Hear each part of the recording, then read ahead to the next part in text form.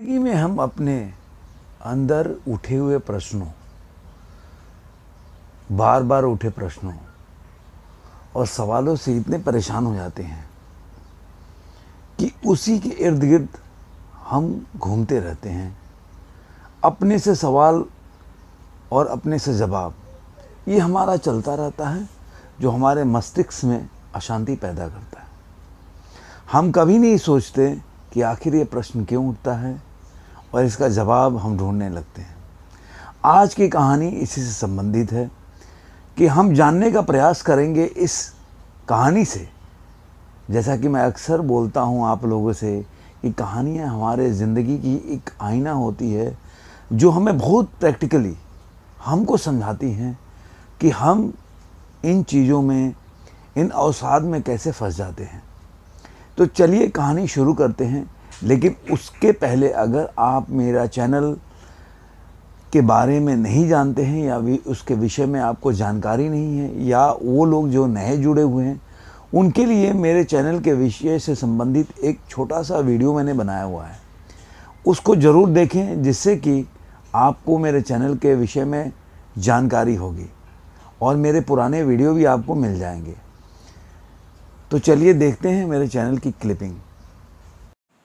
Subscribe कर लीजिए इस चैनल को और बेल आइकॉन दबाइए ऑल वाले पर, ताकि ऐसे ही और भी अच्छे वीडियोस जो कि इस चैनल पे अवेलेबल हैं आप उनको देख पाएँ और ज्ञान की वर्धक की जो बातें हैं आपको भी वो सब सुनने को मिले। ज़्यादा से ज़्यादा इस वीडियो को या इस चैनल को शेयर करिए। जो भी आपको पसंद आता है उसको लाइक करिए, शेयर करिए अपने फैमिली एंड फ्रेंड्स में, और लाइक के साथ में, शेयरिंग के साथ में कमेंट करना बिल्कुल मत भूलिएगा। आपके कमेंट, रिव्यू बहुत वैल्यूएबल है। उम्मीद करता हूँ इससे काफ़ी आपको जानकारी मिली होगी, और बेल आइकन ज़रूर दबाएं, जिससे कि मेरे वीडियो जब भी आए तो उसका नोटिफिकेशन आपको मिले और इसी तरह के लाभप्रद बातें और प्रेरणादायक बातें आपको पता चले। तो चलिए कहानी शुरू करते हैं। एक बार की बात है, एक गांव में एक व्यापारी रहता था। अपना जीवन यापन जो है अपने छोटी सी दुकान से चलाता था। शाम को घर जाता था, फैमिली के साथ गुजारता था। देखने में जीवन शैली उसकी बहुत ही नॉर्मल थी, और सारे लोग की जीवन शैली ऐसी ही होती है। ऊपर से देखने में, बाहरी आवरण से हमें क्या प्रतीत होता है कि वो आदमी सुखी होगा, व्यवस्थित होगा, कोई परेशानी नहीं होगी। लेकिन उस व्यक्तिगत आदमी के ज़िंदगी में या उसके मस्तिष्क में क्या चल रहा होता है हमें पता नहीं चलता। ऐसे ही उस व्यक्ति के दिमाग में हमेशा चलता रहता था, कुछ ना कुछ बातें चलती रहती थी, कुछ ना कुछ सवाल उठते रहते थे, जिसकी वजह से उसका मन जो है अशांत रहता था। काफ़ी कुछ उसने लोगों से, जो गुरु होते थे या अपने से बड़े लोग हैं, उनसे पूछता था। वो लोग बोलते यार तुम तो बेकार परेशानी का ले रहे हो अपने दिमाग पे, तुम्हारा तो जीवन अच्छा है, अच्छी खासी दुकान चल ही रही है, जीवन तुम्हारा जो व्यक्तिगत जीवन है वो भी अच्छा ही चल रहा है, बीवी भी अच्छी है, बच्चे भी तुम्हारे अच्छे ही हैं, फिर भी तुम्हारा दिमाग अशांत है। ये तो तुम्हारा ही परेशानी है, तुम बेकार के इन चीज़ों में पड़ रहे हो, इसका कोई लाभ नहीं है, अच्छी जीवन है। लेकिन बहुत करने के बावजूद भी वो लड़का, मतलब वो व्यक्ति जो है इन चीज़ों से बाहर नहीं निकल पाया। ऐसे काफ़ी टाइम निकल गया। एक दिन की बात है, उसके उसी गांव में उसको पता चला कि आज महात्मा बुद्ध आने वाले हैं। तो महात्मा बुद्ध की ख्याति बहुत दूर दूर तक थी। लोग उनके प्रवचन, उनके उपदेश सुनने के लिए काफ़ी दूर से लोग आते थे। उस व्यक्ति को भी पता था। जब उसको इस चीज़ का अवसर मिला, उसको ज्ञान हुआ कि मतलब महात्मा बुद्ध आने वाले हैं, तो अपनी इस अशांति से, जो दिमाग में उसके अशांति चल रही थी, उससे छुटकारा पाने का उसको एक उम्मीद की किरण नजर आया महात्मा बुद्ध में। वो तड़के उठा और चला गया। जब पहुंचा तो सब लोग अपनी अपनी बातें, अपनी समस्या लेकर महात्मा बुद्ध के एक एक करके आगे आने लगे। जब उनका उपदेश खत्म हुआ, उसकी भी बारी आई। जब उसकी बारी आई तो महात्मा बुद्ध से बोला कि गुरुवर, देखने के लिए तो हर चीज़ हमारे पास है, दुकान भी है, व्यापार भी ठीक ही चल रहा है, फैमिली अच्छी है, बच्चे भी अच्छे ही हैं, बीवी भी अच्छी है, सब कुछ सही चल रहा है। लेकिन मेरे को समझ में नहीं आ रहा है कि मेरे दिमाग में हमेशा कुछ ना कुछ चलता रहता है, कुछ ना कुछ क्वेश्चन उठते रहते हैं, कुछ ना कुछ सवाल उठते रहते हैं जिसका जवाब मुझे नहीं मिल पाता, और दिमाग मेरा परेशान रहता है। मेरे रातों को नींद नहीं आती है और इसी उलझन में उलझा रहता हूँ। काफ़ी सुनने के बाद महात्मा बुद्ध ने बोला, तो आपने क्या किया? उसने बोला कि मैंने तो अपने जो बुजुर्ग हैं, जो मेरे गांव के अच्छे संभ्रांत लोग हैं, उनसे राय लिया, लेकिन उनके बोलने के बावजूद भी मुझे कुछ असर नहीं हुआ। तो उन्होंने बोला कि काम करो, मैं इसका उपाय तो बता सकता हूँ, लेकिन तुम्हें 1 महीने तक मौन व्रत धारण करना पड़ेगा। मतलब आपको किसी से बात नहीं करनी होगी, अपने वाणियों पे लगाम लगाना। अगर ये करने के लिए तैयार हो तो मैं उसका उपाय 1 महीने के बाद बताने के लिए भी तैयार हूँ, कि मैं जहाँ भी रहूँगा आपको बता के जाऊँगा कि मैं 1 महीने के बाद मैं कहाँ मेरा पड़ाव होगा, मैं कहाँ के लिए जा रहा हूँ। तो आप वहाँ पे आके और मेरे साथ अपनी बातें जो है साझा कर सकते हैं।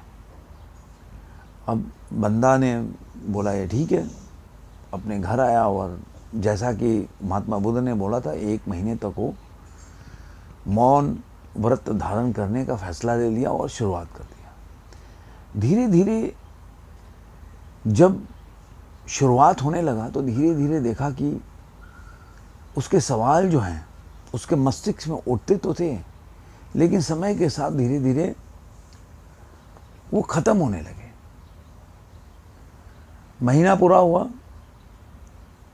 अब महीना जब पूरा हुआ तो जो वादा था उसके हिसाब से वो महात्मा बुद्ध के उस जगह पे गया जहाँ पे उनका उपदेश था, या जहाँ पे पड़ाव में या ठहराव में गए हुए थे वहाँ पहुँचा हो। तो बुद्ध ने पूछा कि भाई अब बताओ, तुम्हारे सवाल के बारे में पूछो और तुम्हारा जो क्वेश्चन था, समस्या था। कह रहा सर मुनिवर, मैं तो आपसे ऐसे ही मिलने चला आया, क्योंकि मैंने आपसे बोला था, आपसे वादा किया था, इसलिए मैं चला आया, लेकिन मेरे को आने की कोई ज़रूरत नहीं थी, क्योंकि जो सवाल मेरे दिमाग में उठ रहे थे धीरे धीरे ख़त्म हो गए। आज के टाइम में मेरे दिमाग में, मेरे मस्तिष्क में एक भी सवाल नहीं है जो मैं आपको पूछ सकूं। मेरा मन एकदम शांत हो चुका है, मेरे को समझ में नहीं आ रहा मैं इससे पूछूं तो पूछूं क्या पूछूं। महात्मा बुद्ध ने बोला, देखो, जब तक हमारा मन चित्त शांत नहीं होता है हम सवालों में उलझे रहते हैं। हम अपने मस्तिष्क को एक ऐसे उड़ान में, एक ऐसे हवा देते रहते हैं जिससे कि वो इन समस्याओं के साथ जूझता रहता है और खुद उसका हल निकालने की कोशिश दिमाग में करता रहता है। अब सवालों का बवंडर जब आपके दिमाग में होता है, जहाँ पे आंधी चल रही होती है, वहाँ पे कोई शांति से बैठ सकता है क्या? नहीं। आपके दिमाग में इतने सवाल उठ रहे थे कि उसका एक तूफान आपके दिमाग में चल रहा था, जिसकी वजह से आपको शांति नहीं मिल रही थी। जब धीरे धीरे आपने मौन धारण किया तो मौन धारण करते ही ये सवाल तो उत्पन्न हुए, लेकिन जब उसका आपने जवाब नहीं दिया मुंह से, क्योंकि जब भी आप कोई जवाब देते हैं तो दूसरा कोई संतुष्ट हो या ना हो, सबसे पहले आप असंतुष्ट होते हैं। आप सोच के देखिएगा, आप सोचते हैं कि आप जो बोलते हैं आप संतुष्ट हो गए। नहीं, आप जब भी बोलते हैं आपको लगता है इससे बेहतर बोल सकता था मैं। ये बेहतर का जो रेस है या चक्कर है, आपको आपके दिमाग में एक नया सेंटेंस जन्म करता है। आप ये बार बार बोलते जाते हैं और बाद में फिर एहसास होता है कि इससे बेहतर मैं बोल सकता था। ये बेहतर का आपका क्रम जारी रहता है और आप आगे ऐसे ही बढ़ते जाते हैं और आपके दिमाग में ये असंतोष का जो वातावरण है चलता रहता है। तो बोलते के बाद ही दूसरा प्रश्न जन्म ले लेता है, क्योंकि आपके पहले उत्तर से वो आपका दिमाग ही संतुष्ट नहीं होता।